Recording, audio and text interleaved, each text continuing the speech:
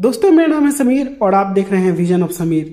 आज से इस चैनल पे हम लोग एक नया सीरीज शुरू कर रहे हैं जहां पे हम लोग अपने बीच के लोगों को उठाएंगे और उनसे उनका सक्सेस स्टोरी जानेंगे। और आज हमारे चैनल पे पहले गेस्ट हैं महेश पांडे जी। इनको आप लोग जानते होंगे, इन्हें आप लोग देखते होंगे भोजपुरी इंटरटेनमेंट के यूट्यूब चैनल पे। तो आइए आज इस वीडियो में हम इनसे जानते हैं कि इनका बचपन से लेकर अभी तक का कैसा सफर रहा है। और इस वीडियो के लास्ट में हम जानेंगे कि ये कितना पैसा कमा लेते हैं। और जो लोग यूट्यूब चैनल खोलना चाहते हैं उनके लिए भी इस वीडियो में बहुत कुछ सीखने को मिलेगा। तो आप लोग इस वीडियो को लास्ट तक देखिएगा। 15 मिनट का आपका दिया हुआ समय आपको बहुत कुछ सिखा सकता है, बस इतना ही बोलूंगा मैं। और चलिए हम लोग वीडियो को शुरू करते हैं। महेश जी, सबसे पहले आप अपना इंट्रोडक्शन दीजिए, इनिशियल इंट्रोडक्शन, जो कि बहुत ही ज़्यादा इम्पोर्टेंट है। जी समीर भाई, बहुत बहुत सबसे पहले शुभकामना आपको अपने नया चैनल बनाया है विजन ऑफ समीर। भगवान से ये प्रार्थना है कि आपके इस चैनल को खूब जो है वो चैनल पे कृपा हो भगवान की, और ढेर सारा प्यार मिले, ढेर सारे सब्सक्राइबर्स मिले, ढेर सारा व्यूज़ मिले आपको। खैर, बता दें कि मेरा बचपन एक मिडिल क्लास फैमिली में, एक बिल्कुल घनघोर देहात में मेरा जन्म हुआ और फिर वहाँ पर मैं बड़ा हुआ। बचपन से ही बुजुर्गों के बीच में बैठना, मंडली में कीर्तन गाना। स्कूल तो जाता था बट फिल्मी था, फिल्म देखना बहुत ही पसंद था, गाने सुनना बहुत ही ज़्यादा पसंद था मुझे। और बड़े बड़े ख्वाब देखना भी मुझे बचपन से ही बहुत ही पसंद था। मैं इमेजिन करता था, फिल्म देखता था तो मैं ये इमेजिन करता था कि मैं वो हीरो हूँ, और जैसे हीरो ने किया है वैसा मैं रियल लाइफ में भी करूँगा। तो इस तरह का मेरा बचपन था। और गांव में ही पढ़ाई मेरी, मिडिल स्कूल में पढ़ाई किया। फिर वहाँ से एक छोटे से, मतलब कह सकते हैं कि छोटा सा मार्केट जैसा था, वहाँ पर हाई स्कूल था, वहाँ पर जा कर के 10th तक की पढ़ाई की। उसके बाद मधुपुर कॉलेज में मैंने जो है वो एडमिशन लिया 11th में, फिर वहाँ से मैंने आगे की पढ़ाई की। तो इस तरह का मेरा बचपन रहा है। बड़ा शरारती था, नटखट था और बहुत ही मस्ती करने वाला लड़का रहा हूँ हमेशा से। हाँ, एक बात और बता दें कि जैसे कि मेरा गांव में कोई फंक्शन हो तो वहाँ पर स्टेज लगता है, उस स्टेज को होस्ट भी करने का काम मैं करता था। यानी कि बचपन से मुझे बोलने का बड़ा शौक था, लोगों के बीच में शर्माता नहीं था। और हाँ, परिचय में नाम बताना ज़रूरी है। मेरा नाम महेश पांडे है और भोजीवुड एंटरटेनमेंट नाम का मैं यूट्यूब चैनल आज के डेट में चलाता हूँ। क्या बात है महेश जी, आपका बचपन बेहद ही खूबसूरत रहा। और चलिए अब हम लोग सवालों का सिलसिला शुरू करते हैं। तो पहला सवाल आपसे ये रहेगा कि कैसे आप सिंगिंग लाइन से मीडिया लाइन में आए। आपके गाने भी हैं यूट्यूब पे अवेलेबल सुनने को, लेकिन क्या मन में आया कि आप सिंगिंग लाइन छोड़ दिए, गाना गाना छोड़ दिए और फिर यूट्यूब क्रिएटर बनना पसंद किए और इस चीज़ को आप कंटिन्यू किए हुए हैं। जी समीर भाई, बता दें कि मैं सिंगर नहीं बनना चाहता था। एक्चुअली मैं सिंगर, मुझे मेरे भाई को बनाना था, निरंजन को। तो उसके लिए मैं एल्बम बनाने के लिए गया था 2017 में खतरा हो जाए एक एल्बम बनाया था 8 गाने का। 1,10,000 लगे भी थे उस वक्त। तो जब हम स्टूडियो गए थे गाना बनवाने के लिए, रिकॉर्ड करवाने के लिए, तब निरंजन ने जिद किया कि 2 गाना मैं भी गाऊं। और MM ब्रदर जो कि म्यूजिक डायरेक्टर थे, उन्होंने भी बहुत जिद किया कि सर आप भी 2 गाना गा दीजिए, क्योंकि मैं अच्छा नहीं गाता हूं। तो मैंने ज़बरदस्ती उन लोगों के मन को रखने के लिए मैंने 2 गाना गा दिया था। तो उसके बाद में वो 8 गाना में से मेरा गाना का व्यूज नहीं गया, बट निरंजन के गाना का व्यूज किसी का 4 लाख, किसी का 5 लाख, किसी का 3 लाख, 2 लाख ऐसे व्यूज गया था। वेब म्यूजिक चैनल पर रिलीज हुआ था, बड़ा अच्छा रहा था। उसके बाद फिर से हम लोगों ने एक और एल्बम बनाया 4 गाने का, 2 गाना निरंजन का, 2 गाना मेरा। हमने पटना में जाकर वीडियो शूट किया था। तो उसमें से मेरा जो पहला वीडियो अपलोड हुआ, भैया क्या बताएं आपको, अपलोड होते ही एक दिन में 14 लाख व्यूज। और फिर उसी वीडियो को दूसरे चैनल पर भी, वेब म्यूजिक भोजपुरी पर अपलोड किया गया था, वहां पर भी 14-15 लाख व्यूज। यानी कि एक दिन में बहुत ही ज्यादा व्यूज मिल चुका था। लेकिन उसके बाद पता नहीं मुझे क्या हुआ, मुझे गाना गाने का मन ही नहीं किया। मैंने वहाँ से गाना गाना छोड़ दिया क्योंकि मैं बहुत अच्छा नहीं गाता हूँ। तो इसीलिए मैं बोला अब मैं गाना नहीं गाऊंगा, तो मैंने छोड़ दिया गाना। फिर क्या हुआ कि मैं यूट्यूबर कैसे बन गया। तो यूट्यूबर में ऐसे बना कि खेसारी लाल यादव जी के एक भोजपुरी एक्ट्रेस प्रियंका पंडित ने जो है वो अनाप शनाप बक दिया था, थप्पड़ मारूंगी, ये करूंगी।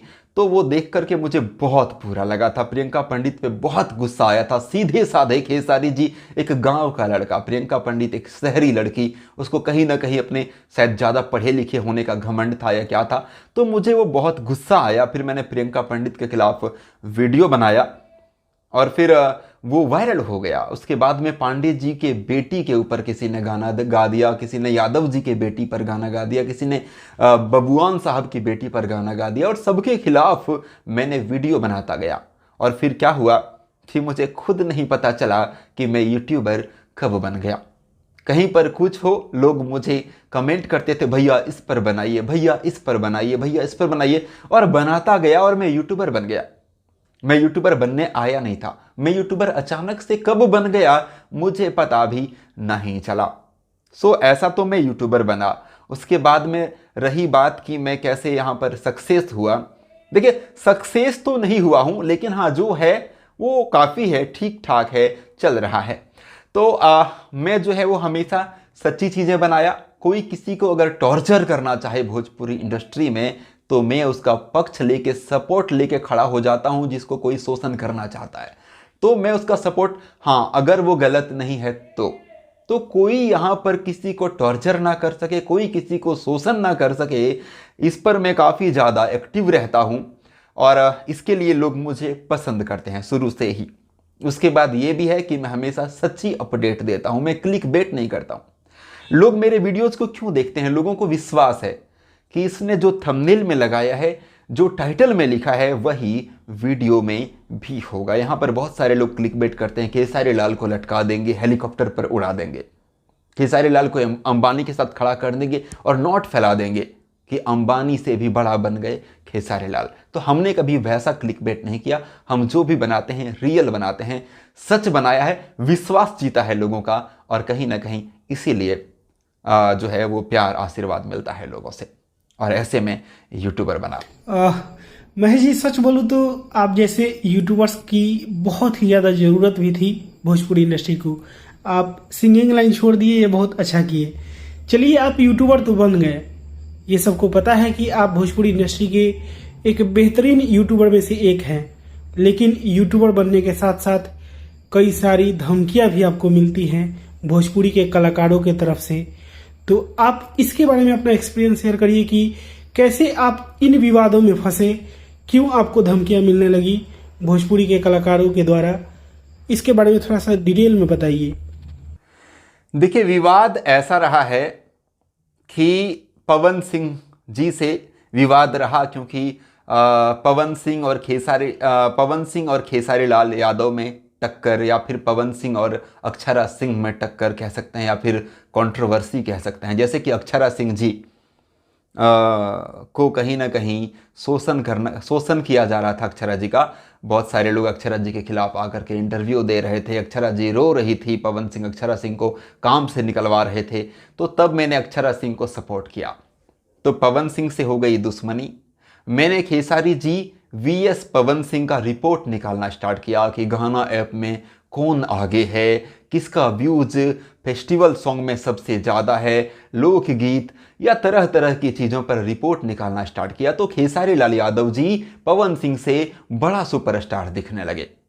पहले क्या था कि ऐसा रिपोर्ट कोई बनाता नहीं था, तो पवन सिंह पहले से स्टार थे तो वो बड़ा स्टार कहलाते थे। लेकिन जब रिपोर्ट निकालने लगा तो सच्चाई सामने आने लगी। सच्चाई में ये पता चलने लगा कि अरे भैया, पवन सिंह तो खेसारी लाल से बहुत पीछे हैं। तो फिर ये जो है पवन सिंह को बुरा लगा, ये पवन सिंह को अच्छा नहीं लगने लगा। फिर वो धमकी देने लगे मुझे, वो मुझे कॉल भी कर रहे थे। मुझे पता नहीं था कि पवन सिंह का नंबर है। तो जब बाद में कभी पता चला, नंबर मैंने सेव किया, तब पता चला इस नंबर से बहुत कॉल आया था। मैंने ब्लैक लिस्ट में भी डाल रखा था, मैसेज भी आ रखे थे उससे धमकी भरा कि मैं पवन सिंह बोल रहा हूँ वगैरह वगैरह, बहुत सारी चीज़ें। तो बाद में पवन सिंह ने वो विक्की सिंह है कोई, शायद विक्की सिंह नाम है, उनके द्वारा कॉन्फ्रेंस कॉल करवा के मेरे से बात किया, धमकी दी, वो सारा वायरल भी हुआ, कॉल रिकॉर्डिंग आप लोगों ने सुना। उसके बाद 2-3 बार पवन सिंह मेरे खिलाफ जो है वो लाइव आए, तो वो भी आप सबने देखा है।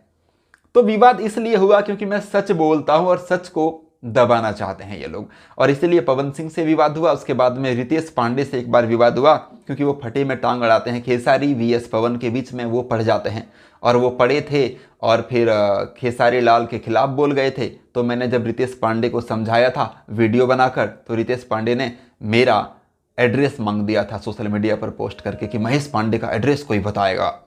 तो इस तरह से जो है, तो बाद में वो कुछ ही सेकंड में डिलीट भी करती है, लेकिन वो स्क्रीनशॉट वायरल हो गया था और मैंने भी उस पर वीडियो बनाया था। तो इस तरह से कुछ विवाद रहा है।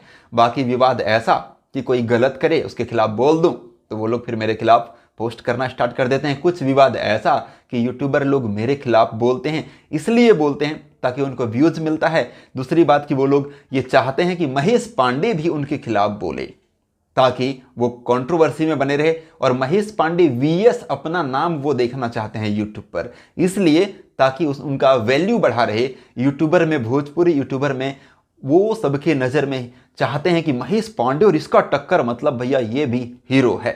तो इस तरह का जो है अपने आप को देखना चाहते हैं, और इसलिए कहीं ना कहीं वो चर्चा में रहने के लिए मेरे साथ विवाद करना चाहते हैं। तो विवाद का नाता तो है और शायद ये आगे भी बरकरार ही रहेगा। तो ऐसे कुछ विवाद जो है वो है मेरे साथ। चलिए महेश जी, जिसका नाम होता है वही बदनाम होता है, कहा जाता है ना। खैर चलिए, अब हम लोग आते हैं आपके अर्निंग पे। महेश पांडे कितना पैसा यूट्यूब से कमाते हैं, जरा हमारे दर्शकों को बताइए ताकि हमारे दर्शक भी आपके अर्निंग को देखकर इंस्पायर हो और यूट्यूब पे आए। जी, आप बात कर रहे हैं अर्निंग का, रेवेन्यू का। तो देखिए, अर्निंग यूट्यूब से मैं इतना तो कमा लेता हूं कि मुझे इस बात का गम नहीं है कि पापा कभी कहते थे मुझे कि लंबा चौड़ा शरीर है, फौज में चले जाओ, पुलिस में चले जाओ, दौड़ो। और लोग तैयारी करते हैं, गांव में ऐसे होता है ना, नौकरी के लिए तैयारी करते हैं सुबह से। तो मैं बोलता था कि देखिए, सबका जो है इंटरेस्ट अलग अलग चीज़ों में है। तो मुझे पुलिस में जाने में इंटरेस्ट नहीं है। तो पापा कहते थे फलाना का बेटा का देखो सरकारी नौकरी हो गया, तुम्हारा भी हो जाएगा, लंबा चौड़ा शरीर लेके क्या करोगे ये वो। तो आज पापा या कोई भी मुझे ये कह नहीं सकते कि फलाना का बेटा जो है वो तुमसे ज़्यादा कमा रहा है सरकारी नौकरी करके। तो उतना कमा लेता हूँ, तो बस रोटी कपड़ा मकान मिल जाता है, इज्जत की ज़िंदगी, और कुछ नहीं चाहिए। तो बस उतनी कमाई तो है। तो चलिए महेश जी, अर्निंग तो आपने बता दिया, घुमा फिरा के। अब हम आपसे लास्ट में यही पूछेंगे कि हमारे कुछ व्यूअर्स यूट्यूब चैनल बनाना चाहते हैं, वो भी पैसा कमाना चाहते हैं। तो कुछ ऐसे बातें बताइए जो उनको मोटिवेट करें और इंस्पायर करें यूट्यूब पे आने के लिए। देखिए, जो लोग यूट्यूब चैनल बनाना चाहते हैं, नए लोग, तो वो लोग सबसे पहले ये जान लें कि आपके अंदर, अब जाने मतलब कि आप अपने खुद को पहचानिए कि क्या आपके अंदर बोलने का हुनर है भी या नहीं। क्योंकि बोलने के वक्त में आप घबरा गए, आप बोल नहीं पाए, आप हकलाने लगे, तो फिर आप यूट्यूब के लिए नहीं बने।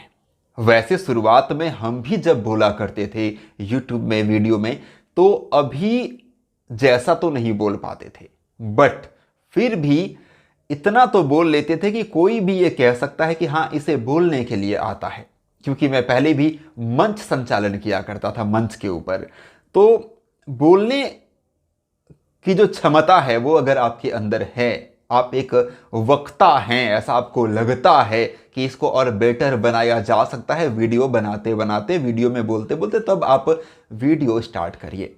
हाँ, उसके बाद हमेशा सच्ची चीज़ें बनाइए, एक बढ़िया थंबनेल होना चाहिए, और जो सब लोग बना रहे हैं भेड़ चाल में, वैसा ही सेम आप भी बनाएंगे तो फिर आप सक्सेस नहीं होने वाले हैं। आपका स्टाइल थोड़ा यूनिक होना चाहिए, थोड़ा अलग होना चाहिए।